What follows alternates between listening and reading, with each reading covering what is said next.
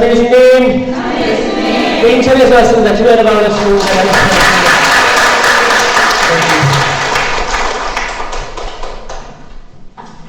저는 졸려요. 그저께 독일에서 왔어요. 독일에서 와서 지금 이 시간이면 잘 시간이에요. 자는 시간이라서 이제 운전 지금 한 2시간 15분 정도 했고, 근데 그 시간이 딱 밤 시간이에요. 그러면 어떻게 하겠어요? 자야 돼요? 운전하고 있는데? 근데 막 졸음이 오는 거예요. 근데 거기 인천에서 서울 오는 길에 잘 데가 있어요? 없어요? 잠깐 세워서 쉴 데 없죠? 그럼 기도해야겠죠? 기도 많이 하고 왔어요. 차에서 10년 기도했어요. 그냥 랄랄랄랄 막 눈 마사지를 막 하면서 눈도 지금도 큰데 더 크게 막 뜨려고 하고. 아까 출근했는데 직원들이 시부님 눈이 토끼눈 같아요 그러는 거예요. 눈이 빨개가지고. 제가 눈이 빨갛지 않을 때는 소눈인데 저 충혈되면 토끼눈이 됩니다. 독일에서 독일 자체의 세미나가 아니었고, 거기에 유럽 성령 쇄신이라고 해서 유럽을 다 이제 아우르는 1년에 한 번 하는 성령 쇄신 묵상회 43회째 했으니까 너무 대단하지 않아요? 가서 보니까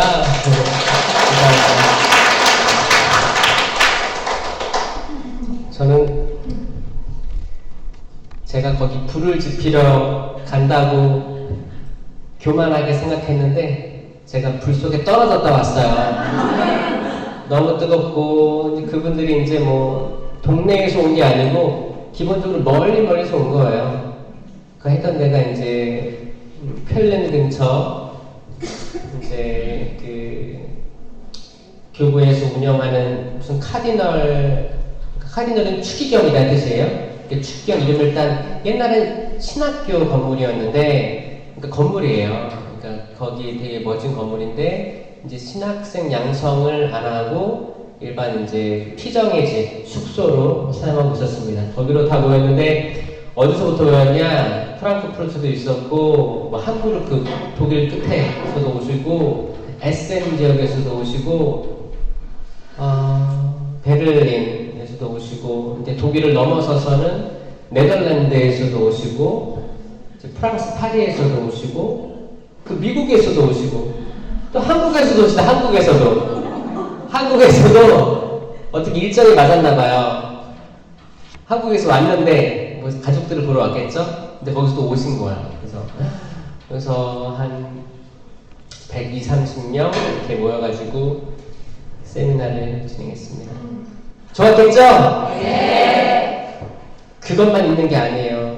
끝나고 잠깐 이제 시간을 할애해 주셔가지고 그 독일 바로 옆에 벨기에가 있어요. 벨기에 보랭 성모님 발연지, 그리고 이제 반회 성모 발연지까지 가서 제가 은총을 받고 왔겠어요? 안 받고 왔겠어요? 은총 이따가 반수할 때 좀 나눠드리도록 하겠습니다. 아직 여기 기적수가 손에 묻어있어요.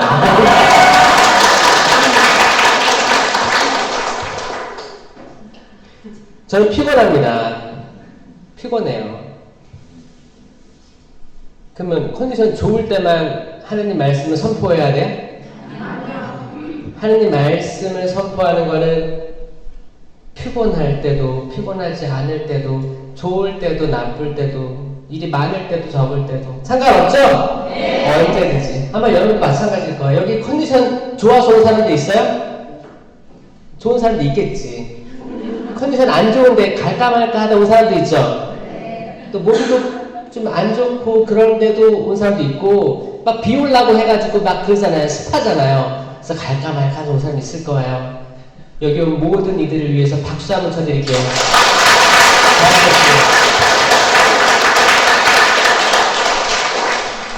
군총 받으시고 축하합니다. 기뻐하세요. 기뻐하세요. 여기가 에덴 동산이고 여기가 파라다이스고 여기가 하느님 나라입니다. 하느님 나라가 우리 지상에 둘이나 셋이 모인 곳에 기도하는 곳에 함께 있기 때문에 여기가 바로 하느님 나라입니다. 네. 저 오늘 계속 기쁨에 대해서 생각했어요. 여기 독일에서 이렇게 오는 비행기, 한국으로 오는 비행기에서 그 비행기도 힘들더라고요. 근데 내가 또 돌아가면 또 한국에서 저를 기다리는 사람들이 있고 그 세미나가 잘 맞춰지기까지 기도하고 있던 사람들이 있었고 안전하게 갔다 오게 해달라 기도하는 사람들이 있었고 거기 갔는데 7시간, 8시간 시차가 나는 거죠. 시차가 나고 거기 보니까 유럽에서도 오고 미국에서도 오고 한국에서도 오고 다시 한국으로 오고 한국에도 많은 지역들에서 유학이나 이민 생활 하다가 돌아온 분이 있고 저는 그 생각을 해요. 전 세계 어디나 연결되어 있어요. 연결되어 있고 이거는 뭐 다른 나라들로 구분하는 것은 사실 UN, United Nation 이게 만들어지면서 국가를 나눈 것뿐이지 우리 사이좋게 이제 뭐 분쟁들이 다 끝나고 나누자 해가지고 된 거예요. 사실 한국에서 한반도에서 북한하고 남한은 원래 3·8선이었는데 이게 좀 조정됐죠? 이 국경이라는 게 아프리카를 보면 확실히 알 수 있어요. 아프리카는 국경을 보잖아요. 직선이에요. 딱 나눠져요. 왜요? 마지막에는 그냥 한 줄로 긋자 나눠진 거예요. 인위적인 거예요. 국가의 구분은 인위적인 거고 사람들의 어떤 분쟁과 화합이나 모든 것들의 결과물로 만들어진 거예요. 하지만 모든 인류는 주님 안에서 하나예요.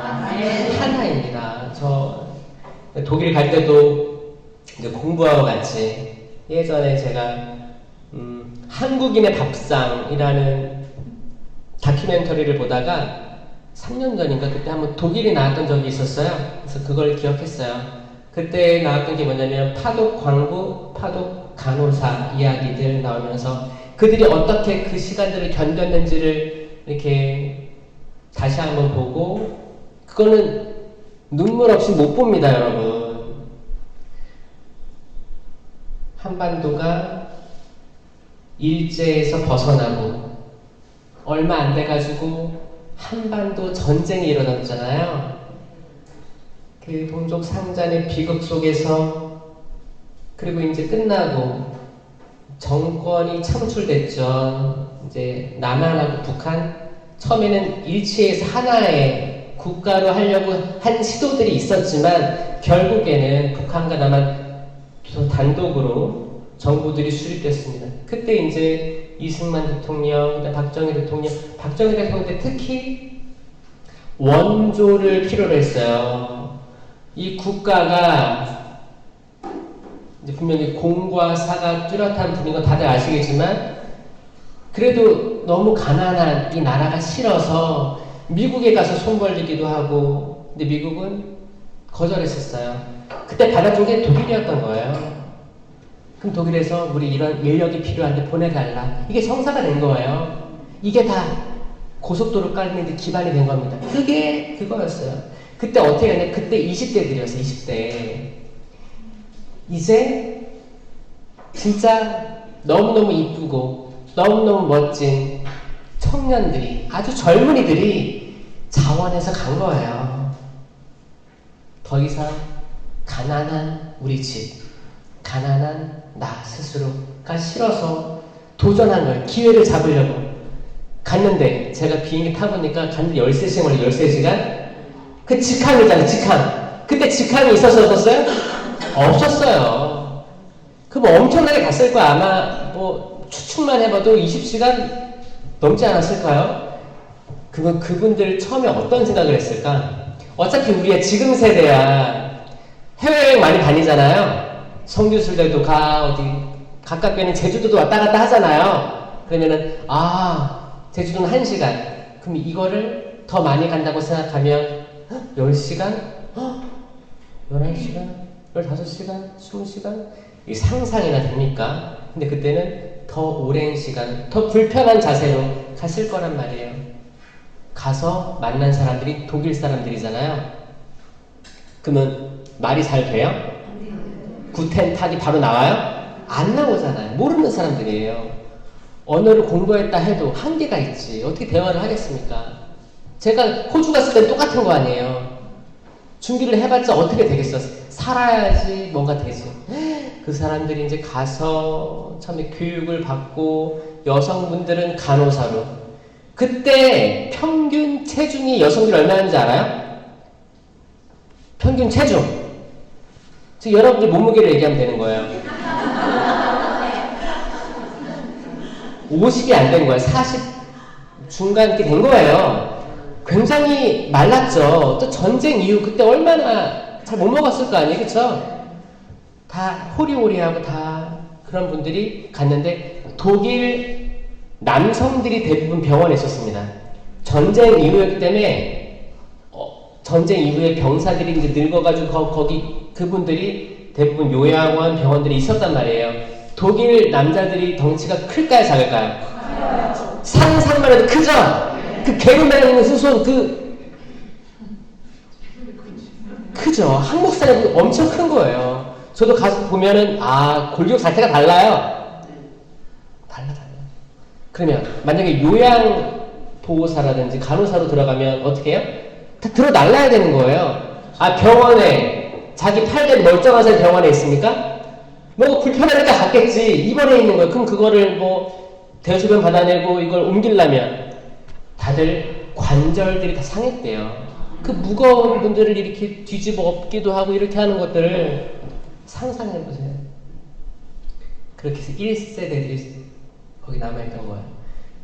그럼 광부들은 탄광에서 지하 1km, 1000m 내려가가지고 쑥 내려가는 거야. 쑥 내려가면 그때 지금처럼 뭐 방진 마스크 이런 거 발달돼 있었겠어요? 다 마신 거예요. 다 마셨어요. 그래서 발달한 음식이 뭐냐? 삶은 돼지 족발이에요. 삶은 돼지 족발. 지금 튀긴 거, 학생이라고 유명하던 독일은 튀기는 게 어딨어, 그때 그 이민간 노동자들이 돼지 발은 그 사람들이 안 먹었어요. 그 싸게 이렇게 받은 거를 삶는 거지. 그러면 돼지 기름이 안에 들어간 노폐물, 안 좋은 것들을 걸러준다는 말을 믿고 그거를 먹어왔다. 그거 먹고 맥주 한 잔 들이키고 하루에 노곤함을 달랬던 거예요. 간호사들은 말이 안 통하니까 그 간호사들하고 친해져야 될 거 아니에요. 친해져야 살지. 친해져야 됩니다. 그럼 어떻게 해요? 한국에서 먹어왔던 음식들 떠올리면서 잡채도 만들고 거기에 뭐 소고기를 구할 수 없으니까 거위 고기 대신해서 넣기도 하고 잡채 알록달록하게 이렇게 이쁘게 해가지고 참기름 이렇게 해가지고 이렇게 대접하면 그들도 먹고 말은 안 통해도 음식을 통해서 이들이 서로 친해질 수 있는 그 단초가 됐던 거예요. 그렇게 해서 살아남은 분들. 그리고 이제 거기서 이제 몇 년간 계약이 있었으니까 계약 끝날 때쯤 또 이제 결혼한 사람들 그렇게 현지인과 그러면 자식들 낳아 살아가면서 지금의 세대에 이르렀다는 그런 얘기를 그 다큐멘터리를 통해서 봤어요. 보면서 이제 제가 그래도 저는 한국 인천교구니까 그리고 한국을 어떻게 보면 대표해서 간 거잖아요. 그럼 자부심이 있어요, 없어요? 자부심을 갖게 해달라고 기도하면서 갔어요. 그리고 제가 혹시 거기 유럽 성령체심에 누가 안 되게 해달라고 기도하면서 갔고 그래도 그분들을 이해하면서 그분들에게 따뜻한 말, 기쁨의 말, 성령의 활활 타는 메시지들을 심어달라게 해달라고 하면서 청하면서 갔단 말이에요. 그러니까 그런 정보들이 있어야 되는 거예요. 그런 공부도 하면서 이렇게 갔죠. 갔는데 이제 그런 얘기들로 이제 시작을 하고 이렇게 하는데 그분들 눈에서 맺히는 눈물들 기쁨의 찬양들 이런 걸 느끼니까 너무 기뻤어요. 너무 기뻤습니다. 지금 지구 반대편이지만 유럽에 우리의 박수 소리가 들리게 한번 힘찬 박수 보내주세요.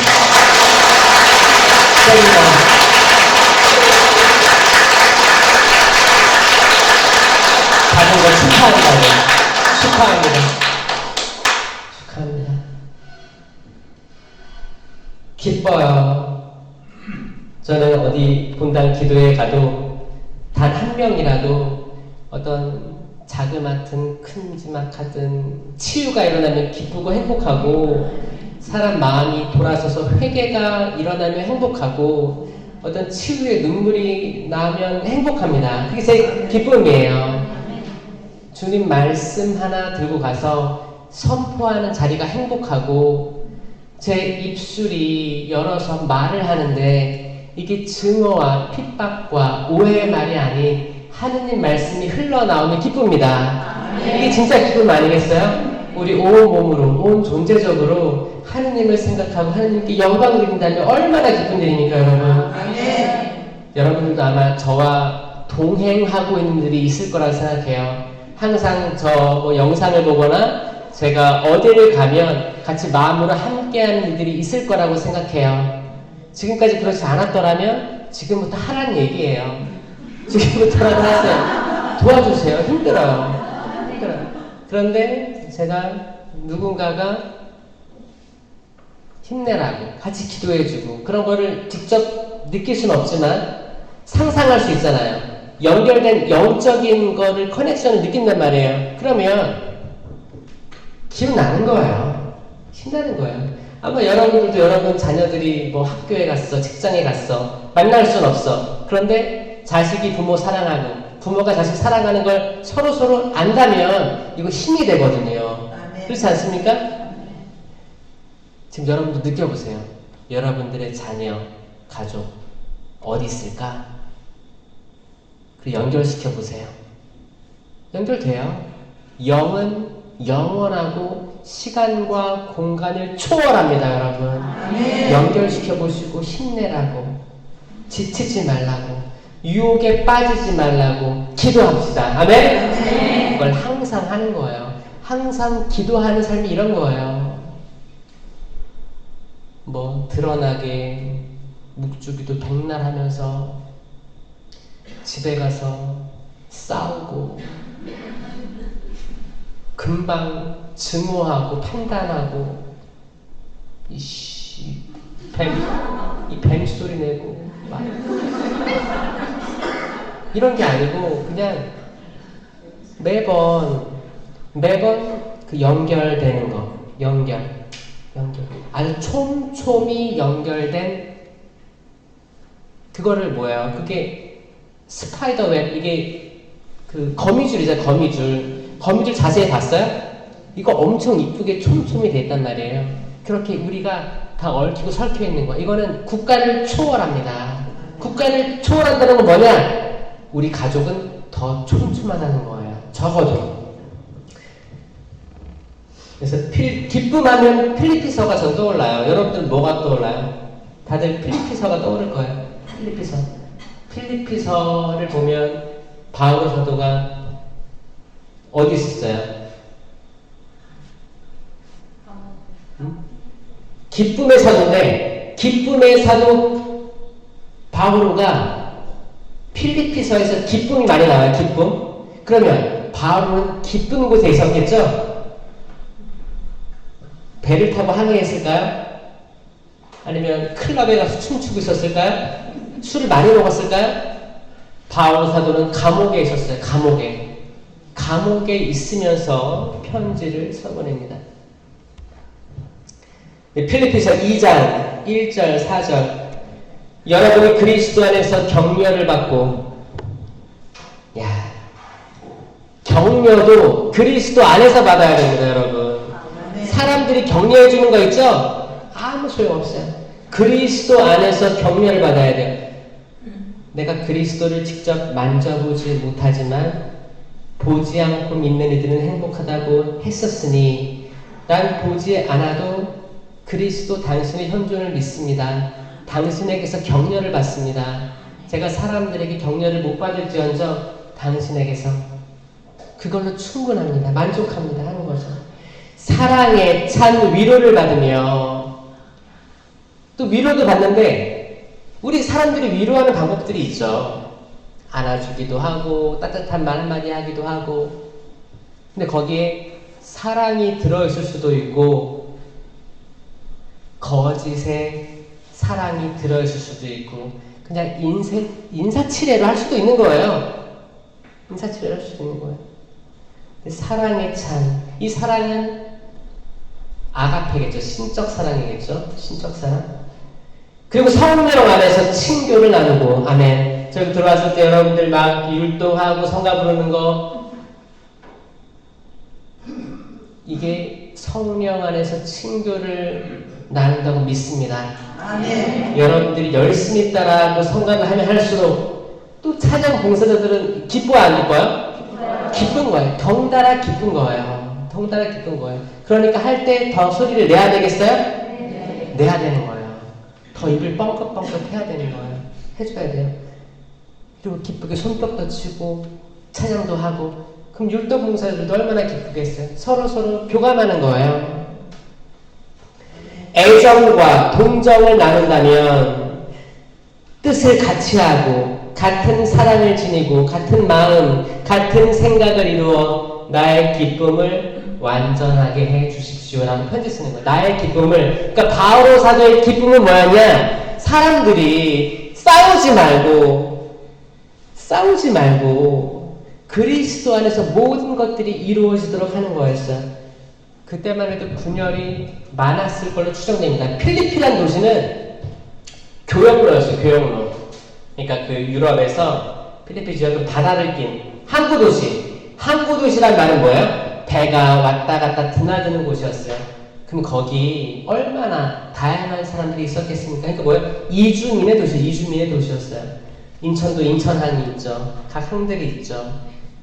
그러니까 많이 들락날락해요. 그러면 거기 신포 국제시장 쭉 가면 외국인들 엄청 많습니다. 요즘에는 뭐 크루즈도 들어와가지고 이렇게 여행 온 외국인들도 많고 일하는 사람들도 많고 막 뒤섞여 있어요. 그런 데일 거예요. 그런데 언어들도 안 통했을 거고 생각도 달랐을 거예요. 그리고 그리스도를 선포하는 이와 거기 토속 신앙을 믿는 이들의 갈등들이 있었을 거예요. 그래서 그렇게 기쁨을 완전하게 하는 건 일치였다라고 이야기하는 겁니다. 기쁨은 또 다른 걸 제가 운전하면서 오면서 딱 느낀 게 기쁨하면 떠오르는 사람이 있어요. 바로서도 말고 기쁨하면 이삭이 떠오릅니다. 이삭 뜻이 기쁨이란 뜻이에요. 이삭 아브라함과 이삭과 누구예요? 야곱. 이 성조라고 하죠. 성조. 아브라함 이야기는 많이 알아요. 야곱의 이야기도 많이 알아요. 그쵸? 뭐 아브라함은 뭐 밤하늘의 별처럼 바다의 모래알처럼 자손을 많게 하겠다. 떠나라. 알지 못하는 곳으로 떠나라. 쭉 나오잖아요. 얘기 알잖아요. 야곱은 씨름도 했고 천사와 씨름도 했고 야곱의 12아들이 쫙 퍼져나갔으니까 이거 잘 안단 말이에요. 이삭 잘 압니까 여러분? 이삭? 그쵸. 이삭은 재물로 바쳐질 뻔한 사람이에요. 맞죠? 그거밖에 기억 안 나죠? 흔히 기억나는 건 아버지로부터 끌려가가지고 재단에 묶여가지고 거기 엎어져가지고 죽음을 기다렸던 아버지 왜 그러세요? 아버지 늙음하게 낳은 아들인데 나한테 왜 그러세요? 그 꼴을 당한 그 꼴을 상상해 보세요, 여러분.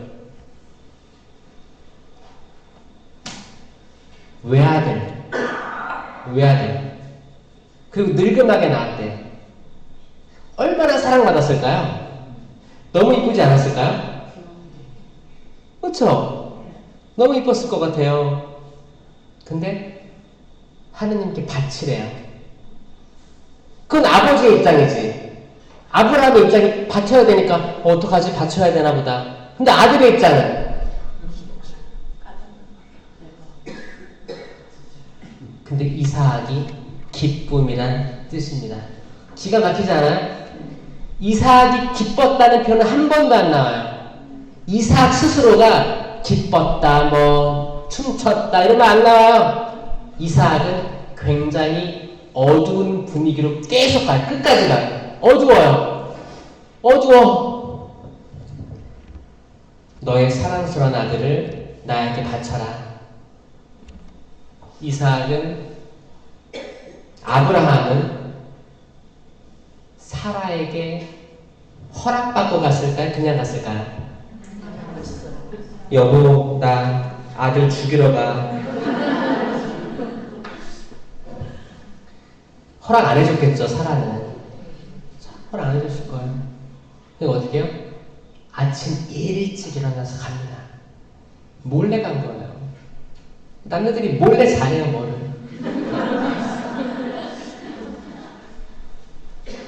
가는 거예요.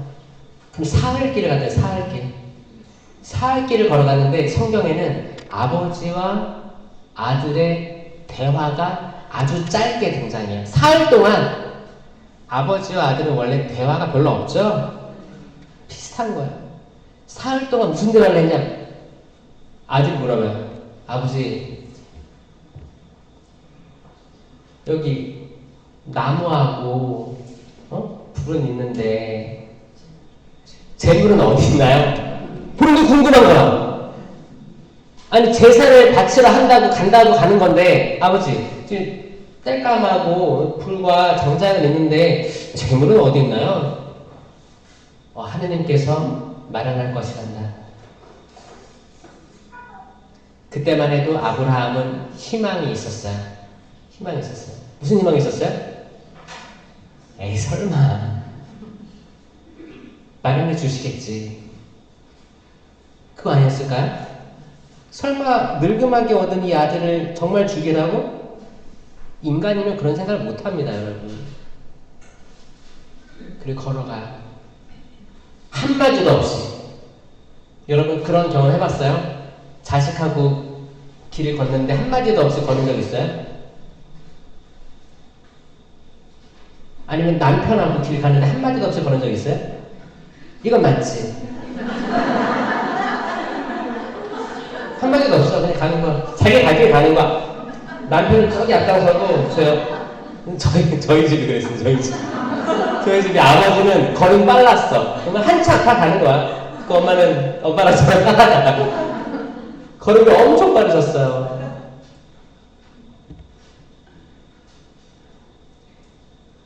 말이 침묵이었어요. 성경에서는 침묵으로 일관합니다. 그리고 그 산에 도착했어요. 그리고 아버지는 어떻게 해요? 아들을 장작을 쌓고 그 위에 올립니다. 말은 쉽지. 말은 쉬워요. 근데 그 당시 문화, 그 당시 풍습으로 봤을 때 이 이삭의 나이를 추정하는 놀라운 이야기가 있습니다. 이 이삭은 몇 살쯤일까요? 12살? 12살. 맞아요. 12살에서 15살 정도를 추정해요. 한 중학생 나이 추정합니다. 특히 아마 중학교 2학년 됐을 거예요. 아마 중2병에 걸린 이삭이었을 거예요. 정말 중학교 정도로 추정하고 있습니다. 여러분 중학생들 봤어요? 어때야 되는데? 중학생들 굉장히 이제 질풍노도고 그 몸의 호르몬의 변화로 들쭉날쭉 사춘기 그쵸?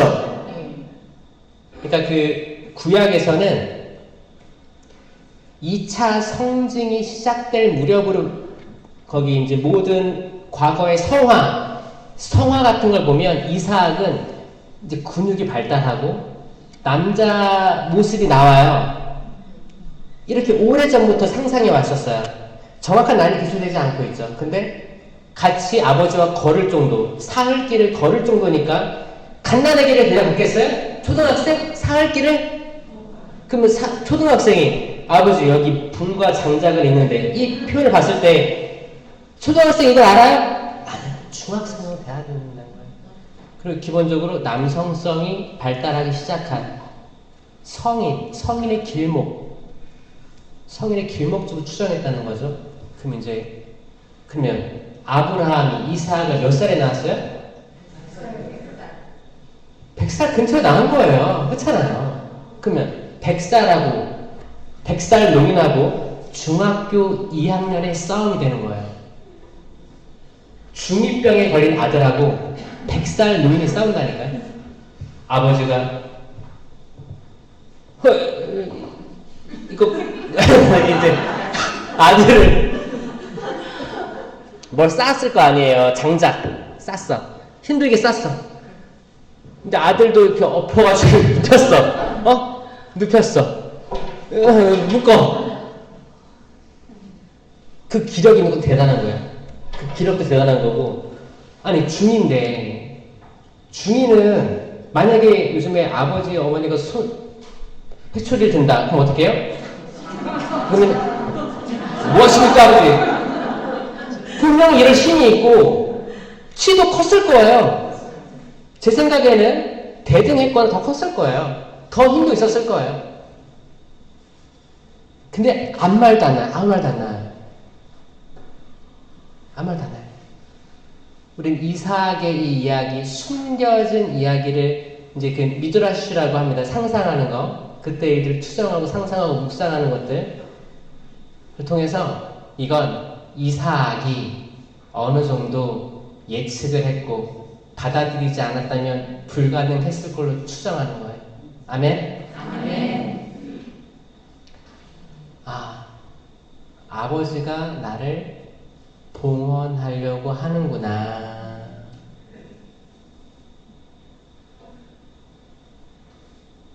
봉헌하고자 하는구나. 힘을 다 빼고 그냥 누워있는 거예요.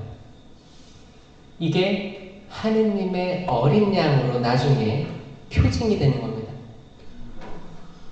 얌전히 양털을 깎이고 도살장으로 끌려가는 어린 양. 아브라함이 다 준비됐어요. 그때까지 하느님이 뭔가 말씀하길 기다리지 않았을까요? 지금이라도 하느님, 제가 환청을 드린 게 아니라면 너무 잔인하지 않습니까? 어떻게 늙음하게 얻은 자식을, 그리고 지금 집에 사라는 아들을 찾고 있을 텐데 전 집에 가면 죽습니다.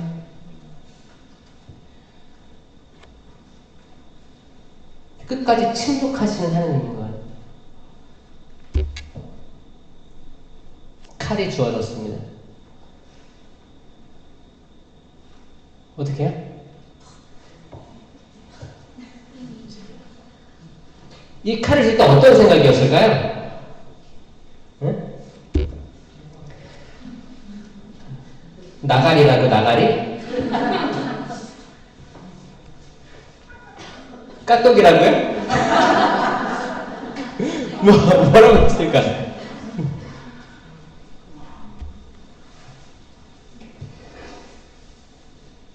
제발 말려주세요. 제발 말려주세요.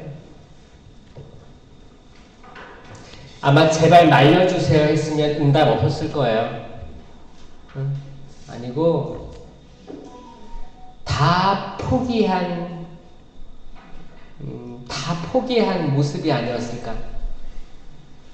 아브라함의 모든 인생이 차르륵 지나가지 않았을까. 그 한참 젊었을 때 하느님께서 그러십니다. 아브라함아,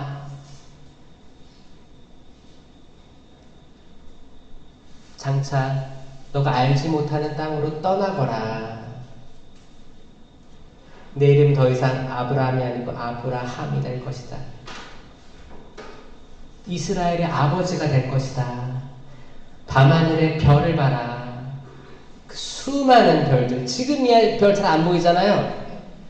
날씨가 좋아야 보이잖아요. 근데 별은 여기 대기권이 뭐 오염도가 있든 없든 낮이건 밤이건 항상 위에 떠 있어요. 위에 있는 거예요. 우주라는 공간이 있는 거예요. 항상 있는 거예요.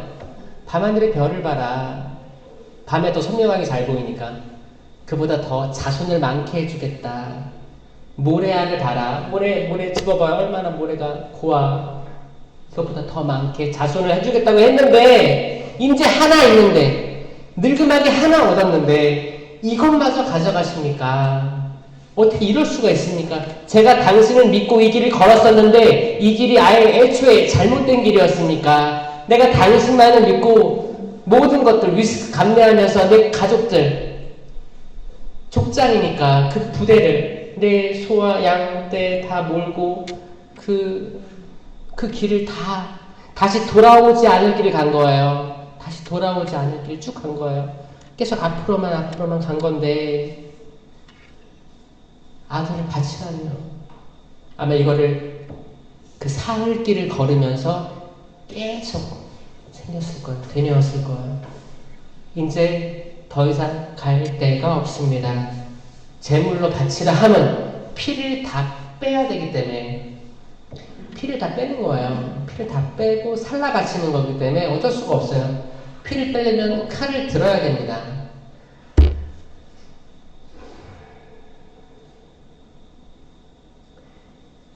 이건 하느님과 예수님 그리고 아브라함과 이삭의 이야기지만 지금 저는 여러분의 이야기를 하고 있는 거예요.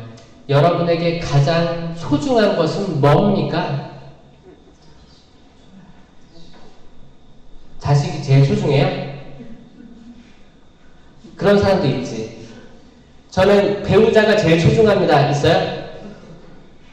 빨리 제물로 바치고 싶습니다. 있어요?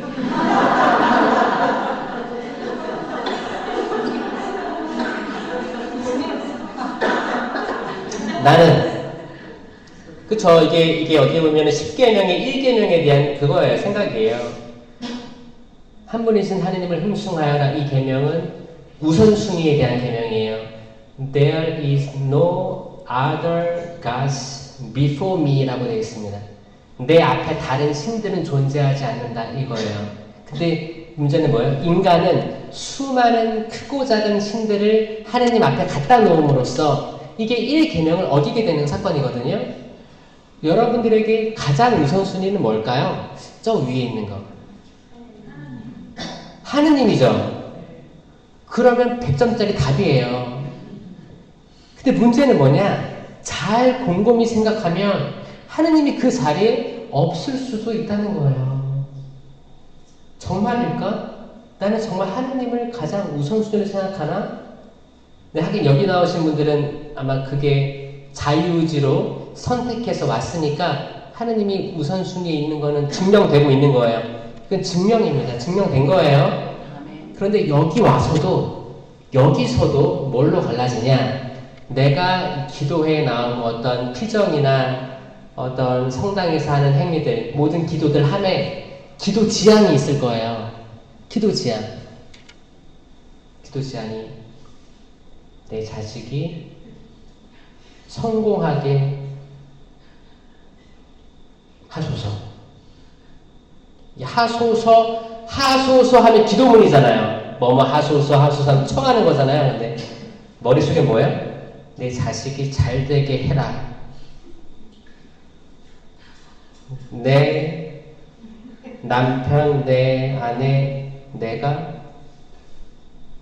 아프지 좀 않게 해라. 좀 나도 좀 먹고 살자. 주식 떨어진다. 이만큼 먹고 살았으면 이렇게 열심히 성실하게 노동을 다 하고 직장생활 열심히 하고 그랬으면 만족할 만한 집이 있어야 되고 그래야 되는데 안 되니까 해달라 하소서 이런 게 아니에요. 겉으로는 그럴 수 있어. 겉으로는 그럴 수 있는데 우리 마음은 난 이걸 원해. 자판기에 동전 땡기를 넣어가지고 딱 누르면 나와야 될 거 아니야. 근데 자판기에 계속 동전을 넣는데 안 나와. 안 나오면 어떻게 해요? 발로 차요? 왜 안 나와? 왜 안 나와? 왜 안 나와? 왜? 줘. 이런 형국이 사실 지금의 신앙인들에게 사실 많은 건 사실인 거예요. 정말 하느님의 그 공의로움이, 하느님의 의로움이 가장 우선순위인가? 그래야겠죠? 네. 여기 오기 전까지도 그게 아니었다면 지금부터라도 합시다. 지금부터라도 하느님이 가장 우선순위이십니다. 네. 지금부터라도 그분께서 가장 우리의 우선순위입니다. 아멘? 네. 이 마음을 지금 먹으시는 분이 한 10%밖에 안 돼요. 이거는 진짜 우리가 평생을, 우리가 주어진 삶을 평생 살면서 정말 이걸 목표를 가지고 해 나가야 돼. 우리 마음일 수도 있어요. 이게 한 번에 된다면 기적일 거예요. 한 번에 된다면 기적입니다. 근데 그 기적도 그분께서 원하시면 가능해질 거예요. 아멘. 이제 기적이라는 말이 나와서 하는 얘기인데, 여러분들, 부자와 낙타, 그 비유 들어보셨죠? 이 기적이거든요. 부자가 하늘나라 들어가는 것보다 뭐라고 했어요? 낙타가 어디로? 바늘 뒤로 빠져나가는 게 더 쉬울 것이다 했죠? 이 말은 뭐예요? 부자는 하늘나라 못 들어간다는 건가요? 응? 아, 그렇게 어렵다고? 그러면 낙타가 바늘기로 들어갈 수 있어요? 그게 어렵다는 말인가요? 낙타가 막 이렇게 들어가서 바늘기 조그맣잖아요. 들어갈 수 있다고요? 불가능한 거예요. 그러니까 뭐예요? 부자는 못 들어간다는 뜻이에요. 어떤 사람, 나 부자인데 나 못 들어가는 거야? 이런 사람 있어요? 자, 이건 어떻게 해야 되냐면 이건 기적이에요. 부자가 하늘나라 들어가는 건 기적입니다. 그 이유 이렇게 나와요. 하느님께는 불가능한 것이 없다라고 하면서 기적을 얘기하시는 거거든요. 이게 왜 기적이냐? 우리가 흔히 아는 부자는 하늘나라 들어가지 못한다는 게 그게 아닙니다. 잘 들어보세요. 여러분, 낙타가 저 뒤에 있어요. 저 뒤에도 생각해봐요. 난 여기 있어. 나한테 바늘이 있다 생각해봐요.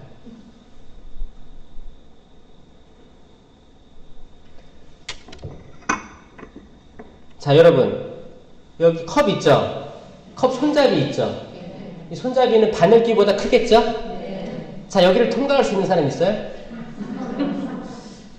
예를 들어서 그거예요. 예를 들어서 없죠?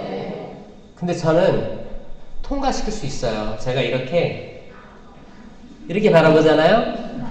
그럼 여기 다 들어와 있어요. 자, 예를 들어서 그거예요. 이게 바늘기로 생각해봐요. 바늘기. 내가 바늘을 쥐고 있어요. 한눈으로 바늘의 구멍을 봐요. 그럼 여기를 통과해서 보는 여러분들은 다 바늘기 안에 들어가 있어요. 집에 가서 해보세요. 바늘기를 가져와서 이렇게 윙크해서 보는 거야. 그럼 바늘을 통과해서 보면 냉장고도 들어갈 수 있고 다 들어갈 수 있어요. 아파트도 멀리 있는 아파트 있죠? 바늘길 보잖아요? 아파트도 바늘길 통과해요. 자, 이거 뭐냐면 관점이 바뀌는 거야. 관점. 여러분들이 진짜 성경 말씀 들었어. 이걸 문자 그대로 해석하면 난관에 봉착합니다, 여러분. 난관이에요. 여러분들의 남편의 말, 아내의 말, 자식들의 말을 그대로 들으면 상처받기 일쑤예요. 여러분, 관점을 바꾸셔야 돼요. 이게 기적이에요. 이 기적이에요. 자, 부자가 관점을 바꿔서 남을 위해 내어주지 않으면, 그런 마음이 아예 안 되면 하늘나라 못 들어갑니다. 부자가 돈이 많아서 못 들어가는 게 아니고 관점을 바꾸지 않아서 그런 거예요. 왜냐면 이 부자는, 관점을 바꾸지 않은 부자는 계속 취하려고 할 거예요. 계속 취하려고. 근데 관점을 바꾼 부자는 부자인데 나누려고 할 거예요. 어떻게 써야 되지? 어떻게 써야 되지? 어디에 기부해야 되지? 그러면 더 곳간이 채워질 거예요. 이 기가 막힙니다, 여러분. 저 여러분들이 다 부자 됐으면 좋겠어요. 진짜예요. 진심이에요. 부자 됐으면 좋겠어요. 제발 부자 돼가지고 나누세요. 이미 지금 가진 것이 넉넉하지 않아도 나누는 사람들이 있어요. 그분들은 일단 마음이 부자인 거고 부자가 될 거예요. 부자가 됐으면 좋겠어요. 여러분 자녀들도 가르칠 때 부자 되라고 가르치지 말고 뭐 하라고? 나누는 걸 보여주셔야 돼요.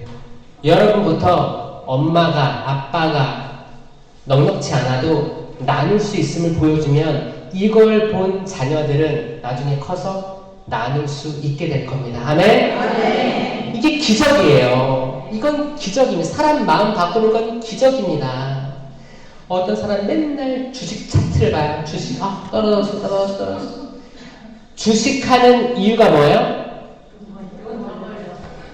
본래의 목적은 기업에 투자하는 거예요. 이 기업이 잘 될만 하면 투자해서 아직 저렴할 때 투자해서 완전 대박 나면 그때 수익 날아가자는 거예요. 투자금입니다. 근데 이게 잘못된 흐름으로 가면 주식이 어떻게 된 거예요? 내가 지금 넣었다가 내일 좀 올라가면 팔아야겠다. 이 단기 수익을 노려야겠다. 그럼 어떻게 해요? 눈이 뻘게 가지고 맨날 이러고 있는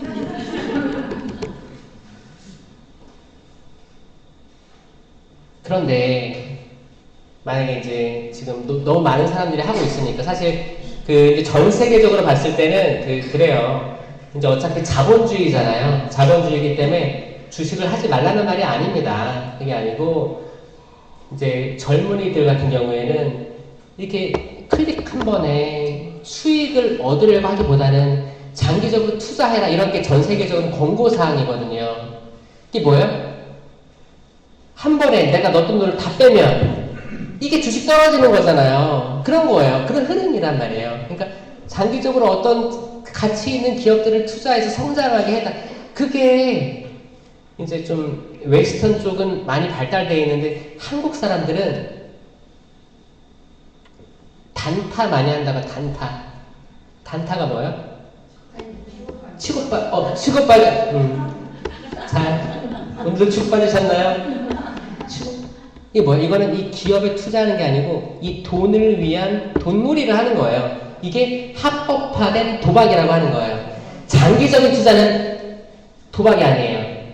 투자예요. 근데 지금 내가 어제 떨어졌네. 그럼 오늘 오를 거야. 이 마음. 이건 도박이에요. 이거는 내가 돈을 위해서 완전 부자 되기 위한 그 마음으로 돈 축적해야지. 이 마음으로 하는 거예요. 거기에 희망이 없어요.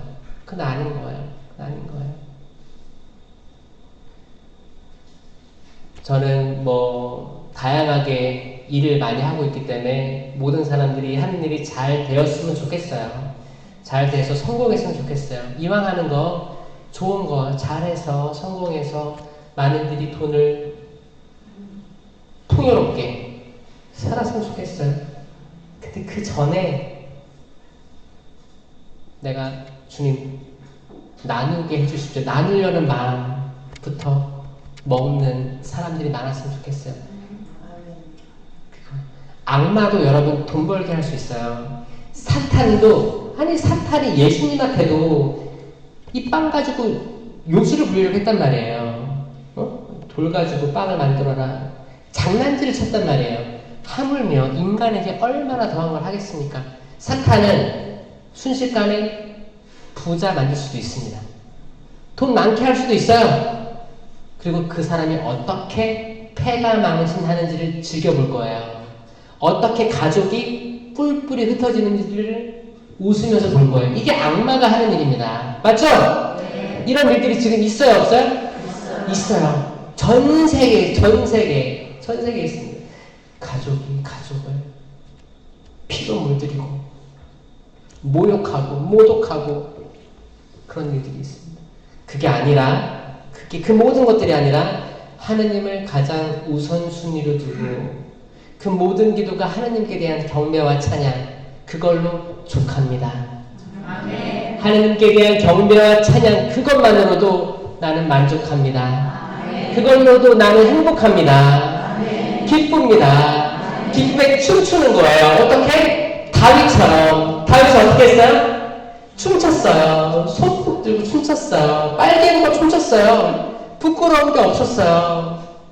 그걸 부끄러운 건 누구예요? 미카엘이죠. 아내가 부끄러워했어요. 이게 무슨 망신입니까? 임금이라는 사람이.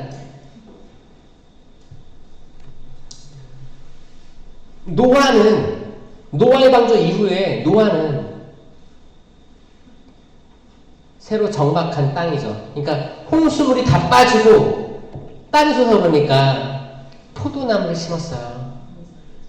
그렇죠? 그리고 첫 소출 포도가 맺혔어요.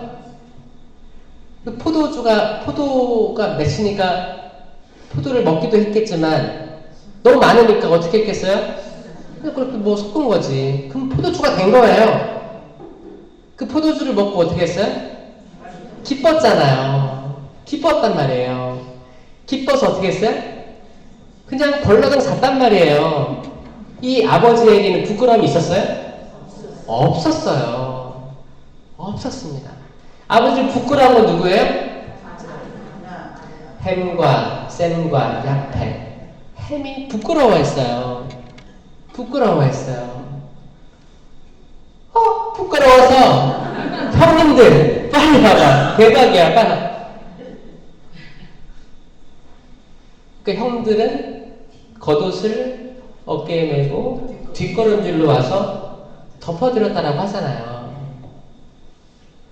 어떤 일에 부끄러워하느니, 어떤 일에 그냥 아이처럼 뛰고 기뻐하는 이가 있습니다. 뛰고 기뻐하는 아이들. 오늘도 저 어린이집 갔다 왔는데, 근데 거기는 이제 특히 이제 외국인 가정인데 이제 비자가 이제 없어가지고 이렇게 이제 혜택을 못 받는 이제 부부들의 이제 자녀들, 애기들이에요.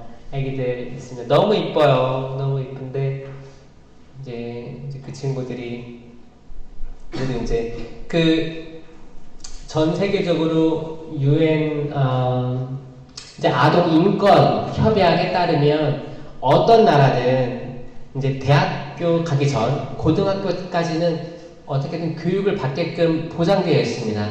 추방해서는 안 되고 살게 해줘야 된다. 비자가 있든 없든 성별이 뭐든 민족이 뭐든 국가가 뭐든 이거는 인간으로서 당연히 갖춰야 될 거다라는 게 있습니다. 협약이에요, 협약. 그래서 이제 국가법에는 비자가 없기 때문에 나가야 되지. 근데 이 아이들은 적어도 고등학교까지는 성장할 수 있고 교육받을 권리가 있는 거예요. 그런데 일반인보다는 비싸겠지. 비싸고 안 받으려고 하는 데도 있기 때문에 좀 이렇게 사회적으로 이런 시야를 좀 이렇게 룩다운 하는 거죠. 무시하고 약간 경멸의 시야. 야, 너네 부모님 돈 벌었으면 나가라. 너네 나라로 가. 뭐 이런 얘기 하면서 인종차별적인 얘기 하면서 그런 것들이 많단 말이에요. 그럼 이 친구들 그래서 그거 간극을 좁히기 위해서 왜냐면 여기서 자란 외국인 아이들이 적어도 한국말을 할 줄 알면 초등학교, 중학교 가서 그렇게 따돌림을 안 당해요. 근데 문제는 뭐예요? 아기 때부터 일단 교육 환경이 없었기 때문에 집에서는 아빠 엄마가 다 외벌이 하잖아요. 외벌이 하는데 다 이제 뭐 비자가 없는 분들이면 아마 최저임금 이런 식으로 더 아래로 협상하는 거죠. 왜냐? 신고 당하면 쫓겨나는 거잖아요. 쫓겨날 때 온 가족이 가지 않습니다. 아버지만 가요. 걸린 사람만 가는 거야. 그럼 뭐예요? 그 자체가 가족들이 뿔뿔이 찢어지는 거예요. 그게 최악입니다. 그러니까 이거를 아는 사업장들은 어떻게 해요? 사업장 사장님들은 너 어차피 걸리면 나가지? 그러면 더 낮은 임금으로 이 정도 해서 이게 약간 딜을 하는 거예요. 그렇게 해서 살아가고 있는 거거든요. 그러니까 맞벌이를 해도 그 이제 월세라든지 이런 거 내기가 벅찬 데가 많습니다. 그리고 이제 의료비 보험 안 되잖아요. 엄청 나가고도. 그러니까 그런 데니까 이제 애기들 낳았어. 애기는 뭐 생명이죠, 생명. 생명을 낳았어. 그럼 생명을 키워야 되는데 맞벌이를 안 하면 안 되는 상황이기 때문에 애를 맡길 수밖에 없는 거예요. 그런 일을 하고 있는 거예요. 전국에서 몇 군데 있는 걸로 알고 있는데 그런 일들이 천주교에서 하고 있다는 게 좋아요? 안 나빠요? 좋아요. 여러분들 대신해서 하고 있는 거예요. 그쵸? 네. 그래서 천주교에서 좋은 일 하고 있다는 거 알아두세요. 이렇게 하고 이렇게 하면 이제 제가 애들을 보잖아요. 제가 이제 매일 있는 건 아니지만 제가 일주일에 한 번은 꼭 가서 애들 이제 인사하고 쓰다듬어 주고 같이 놀아주고 이렇게 합니다. 그러면 애기들 너무너무 순수하잖아요. 순수해요. 그 딱 저희는 0세에서 4세까지니까 사실 딱 이쁠 때예요. 언제부터 미워져요?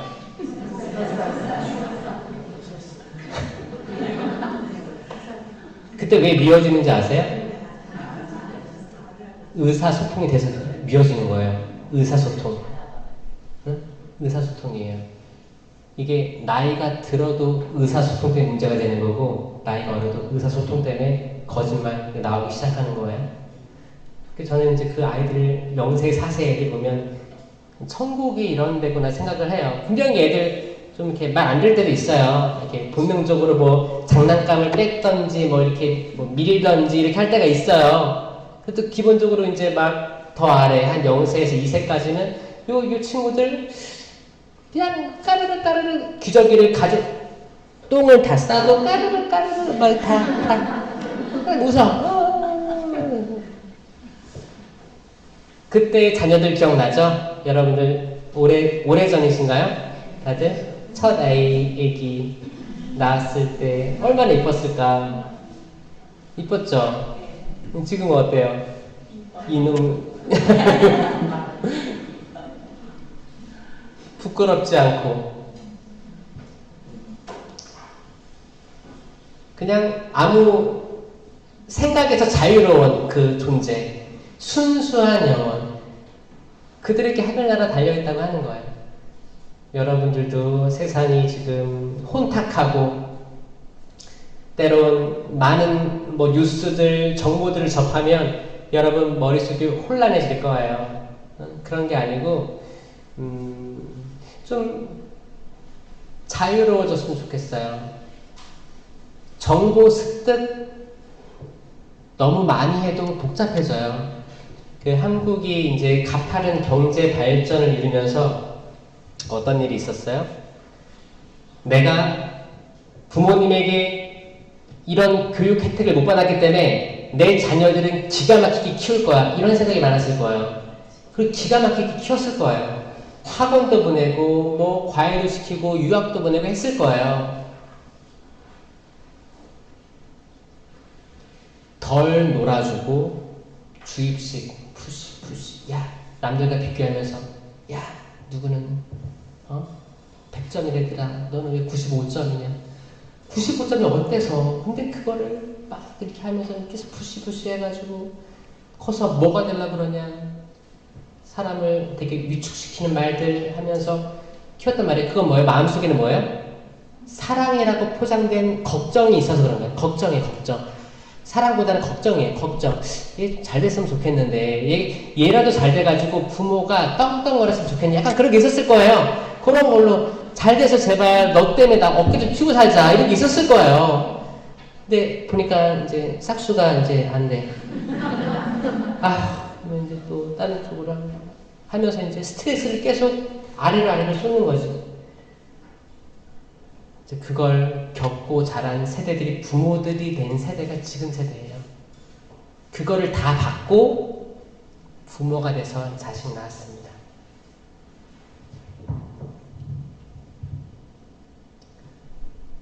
그런 세대예요. 참 신기한 것 같아요.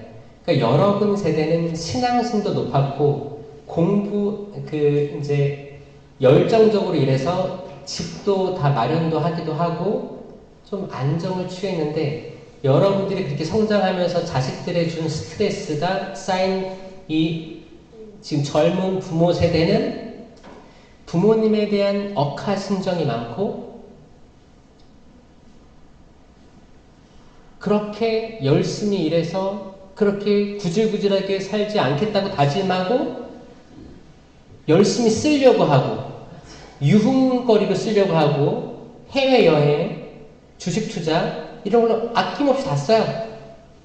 그리고 자녀들은 나중에는 어떻게 되냐면 대학도 다 안 보낼 생각 가지고 있어요. 거기 지금 젊은 부모님들은 이제 알아요. 왜냐면 그 세대가 아니 전국에 80% 이상이 대학 갔는데 대학 갔다가 와가지고 취업 안 되잖아요. 이걸 깨달은 거야. 그래서 지금 이제 어차피 뭐 출생률 떨어졌겠다. 대학 나와도 취업이 안 된다. 그래가지고 지금은 특기 살려가지고 차라리 기술 어떤 특정한 재능 살려가지고 하는 쪽으로 아마 부모님 트렌드가 바뀌어간다고 합니다. 이거는 급격한 사회 발전, 경제 발전으로 인한 혼란기라는 거예요. 한국 사회는 혼란기예요. 그래서 세대와 세대가 사실 이게 이렇게 돼 있습니다. 이거를 알아야 돼요. 이거를 알고 인식해야지 여러분 뜻대로 안 될 거예요, 자녀들. 진짜 안 될 거예요. 여러분들 손주, 손녀 세대는 더 안 될 거예요. 그러니까 어떻게 해야 돼요? 포기해야 돼요. 포기하라는 거예요. 제가 포기하라는 말을 이렇게 길게 끌고 온 거예요. 포기하라고, 포기. 여러분들이 이사학이고, 그러니까 이사학이야. 우리 아빠 100살인데, 나 지금 중학교 2학년 이렇게 내 지금 근육이 생기고, 아빠 밀면 넘어져 돌아가실 텐데, 나를 이렇게 묶고 있네? 근데 하느님이 정말 시켰을까? 나를 죽이라고 했을까? 다양한 생각들이 있었지만, 이사학은 내가 태어난 것도 주님의 뜻이고 내가 세상을 떠나는 것도 주님의 뜻이고 아마 그 젊은 나이에 굉장히 조숙했을 걸로 추정됩니다. 포기한 거예요, 진짜. 이삭은 완전히 포기했고 아브라함도 완전히 포기했어요. 내가 지금 늙음하게 내 아들, 나를 닮은 내 아들, 내가 아주 젊었을 때, 파릇파릇했을 때 나를 똑같이 닮은 내 아들을 죽이라고? 칼을 들었어. 하느님 말씀하시나? 죽이지 마라. 한마디만 해주세요, 주님. 하느님, 이런 느낌이에요. 마지막에는 다 포기했을 거예요. 정말 죽이려고 했을 거예요.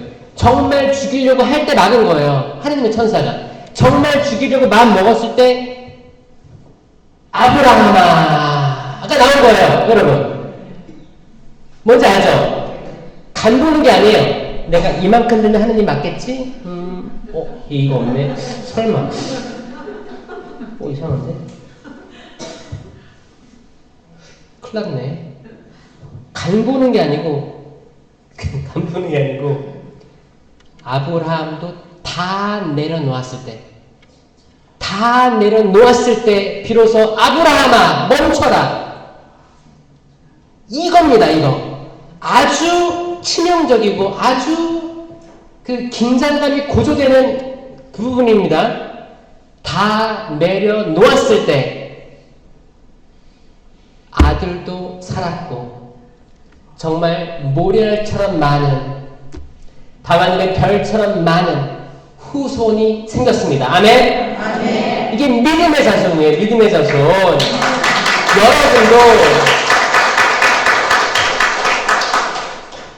여러분도 포기한 만큼, 진짜 포기한 만큼 곡간도 채워주고,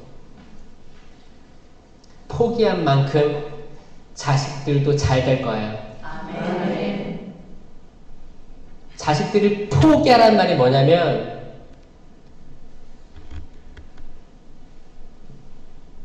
너 나가. 꼴도 보기 싫어. 내가 널 어떻게 키웠는데 나가. 그게 아빠 엄마한테 할 소리냐? 그런 게 아니고 주님, 부족한 인간을 통해 또 새로운 생명을 낳아주시면 감사드립니다. 이미 이 아이들은 수정되기 전부터 당신의 자녀들이었습니다. 당신께서 책임져 주세요. 이들 건강하게 지켜주세요. 축복 기도하는 거예요. 자녀들을 상대로 계속 심판하고 이렇게 하는 게 아니고 하느님께 하는 거예요. 하느님께. 그러니 우리들이 해야 될 건 뭐냐? 슬퍼해야 됩니다. 제가 이사야서 61장 3절에 어떤 말이 있냐면 슬퍼하는 이들은 제 대신 화관을, 쟤는 그 까만 재 있잖아요. 불타면 남은 거. 옛날에 거기 회개할 때 쟤를 머리에 뒤집어 쓰고 회개한다고 했잖아요. 제 대신 화관. 화관이 뭐예요? 꽃으로 만든 관. 슬퍼하는 애들은 화관을 쓴대요. 슬픔 대신 기쁨의 기름을. 아멘. 아멘. 슬퍼하는, 이게 뭐예요? 반전이에요. 아이러니예요.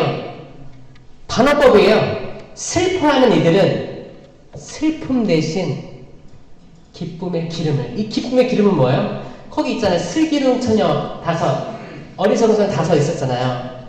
다 기름이 있었어요. 다 기름이 있었어. 기름 불태우고 있었지. 언제 오시나 서방님 언제 오시나. 근데 잠들었죠. 누가 잠들었어요? 다 잠들었어요.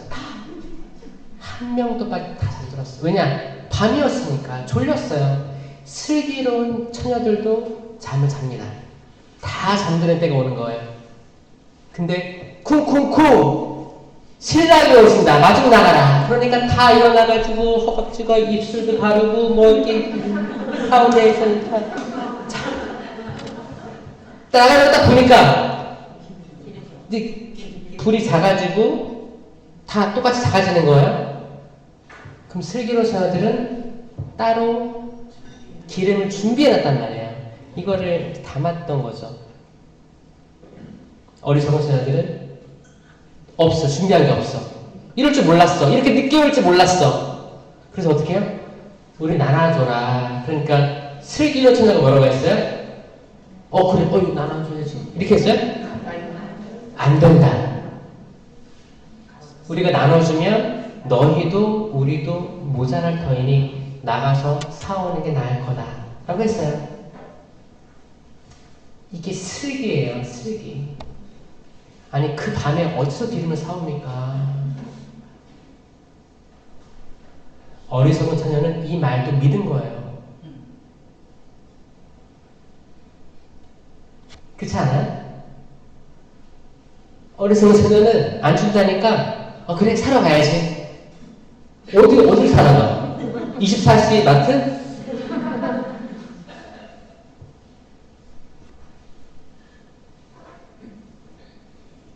슬기로움은 안 된다고 거절할 수도 있어야 돼요. 안 된다고. 아니 쓸게 매장 다 빼주는 게 아니고 안 된다고 할 때가 있어야 됩니다, 여러분. 그 카페에서 미사 끝나고 다 모여가지고 자매님들 막 수다 떨면 별의별 얘기 다 나오더라고요. 저 이렇게 강의할 때 가보면 낮에 이렇게 지금 일찍 가서 카페에 앉아있으면 특히 한 11시쯤에 앉아있잖아요. 그러면 열심사 끝나고 온 자매님들 많습니다. 그럼 얘기해요. 강론이 어땠다, 그래서 순영님 얘기도 하고 남편 얘기도 하고. 근데 그거 알았지? 자매님들끼리 모였을 때는 이 자매님들끼리 모였잖아요. 그러면 이 안에 있는 사람들 얘기는 안 나와요. 그러니까 여기 있는 사람들 바깥에 있는 사람들이 다 소집이 돼가지고 여기 다 모이는 거야. 그래서 여기 이렇게 모여서 약간 어쩔 땐 난도질 당할 때도 있어요. 막 여기 이제 다들 깔깔깔 웃는 거죠. 왜냐면 자기 얘기는 아니니까. 하고 있죠. 여러분,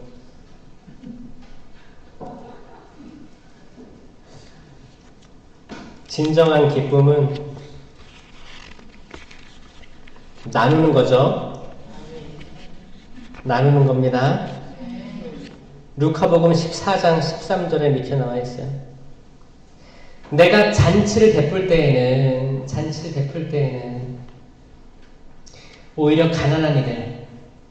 이 잔치가 뭐냐면 아까 제가 이사야서 61장 3절 얘기했잖아요. 슬퍼하는 이들은 재 대신 화관을, 슬픔 대신 기쁨의 기름을, 그리고 맥 빠진 넋보다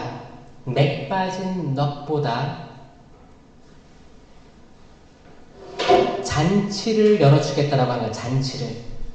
맥 빠진 넋, 이거 뭐냐면 넋이 나간 거죠. 얼 빠진 거예요. 맥 빠진 넋보다 잔치, 활기찬 어떤 기쁨, 이거 열어주겠다 한 거예요.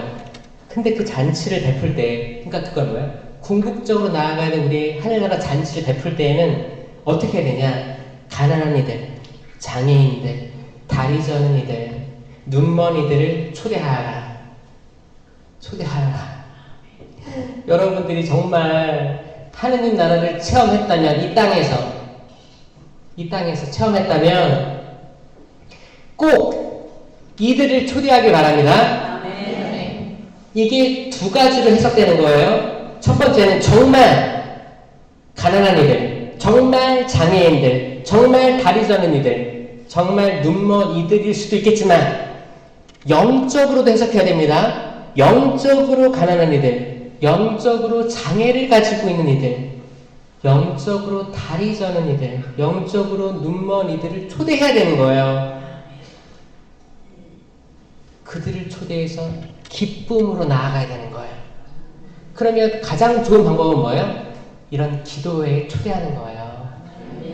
여러분들이 어떻게 잔치를 벌이겠어요, 집에서. 그쵸? 잔치 벌여도 한두 명 초대할 수 있겠죠? 가장 좋은 건 성당에 초대라는 거예요. 특히 기도회에 초대하는 거예요.